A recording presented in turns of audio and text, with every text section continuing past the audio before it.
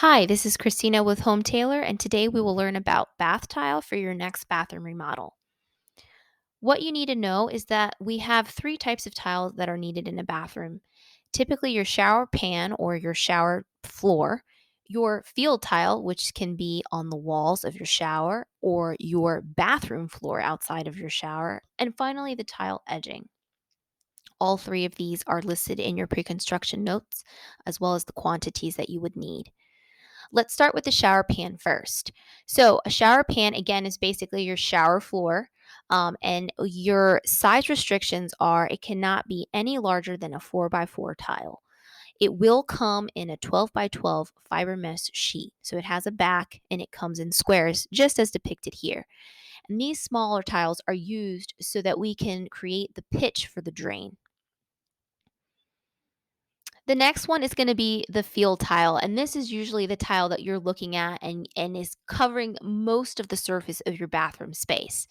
I'm not gonna go through the entire chart, but I want you to know that the sizes range anywhere from a 3 by 6, your standard subway, all the way to a 24 by 24 large square tile.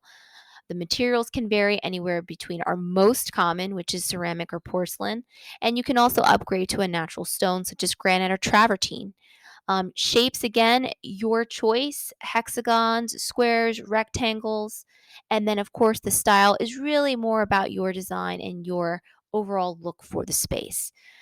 Additional charges may apply depending if you deviate from what's listed on your contract. The tile size will also affect your waste factor, and we will let you know if that's the case. The next thing to consider is the design, the tile joint design. Now, this flyer has a lot of information and it is also found in your pre construction meeting notes. Our standard contract includes the first one, staggered and standard joint. You see a picture of it there. It includes the sizes 3 by 6 to 12 by 24 and a ceramic or porcelain. Anything outside of that would be an upgrade. And then as you move on down the line, we have a diagonal joint. You can see the picture there. It's set at a 45-degree angle with the materials listed. And then, of course, your mosaic joint, which comes in a 12 by 12 sheet material, is irrelevant. So the takeaway from this slide is to check your contract, see what you've selected, see if that fits what you want. And if you're not interested in what's there, we can always price out a new tile design for you. The third piece in shopping for bath tile is your edging. How are we going to finish the edges of your shower or your backsplash? Um, and so here are the three main ones. There's a metal edge that comes in a variety of finishes, a bullnose tile, which will precisely match your field tile, as well as pencil moldings or trims, which may or may not match, and of course provides a more traditional aesthetic design.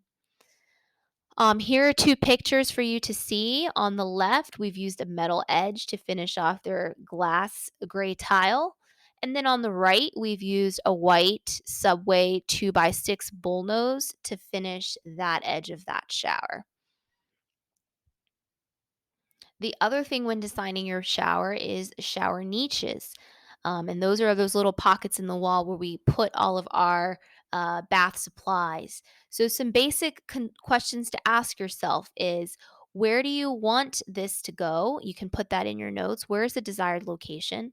How big do you want the niche to be? Most of the time, clients will measure their tallest shampoo bottle. How many shelves do you want? Do you want additional corner soap dishes? Will you use an accent tile to design the inside of your niche, or will you use your field tile? And so I'll go ahead and show you on the next picture what that stuff looks like. First picture here, we've got one shelf. There's an accent tile used. Second picture, we have another shelf. Notice there's two niches here, and the top shelf's a little shorter. The second one shows us, or third one, excuse me, shows the corner soap dish, recessed niches. And then finally, here we've got one with two shelves at different heights. So this is all up to your choice. We can make it happen. The only restrictions that we have are size and location cannot be confirmed until the walls are exposed. We see how much space we have and what we're working with. The final considerations when shopping for bath tile are the following. Number one, you need to remember that all tile products are subject to variations in veining, color, and patterns, especially when you're dealing with natural stone.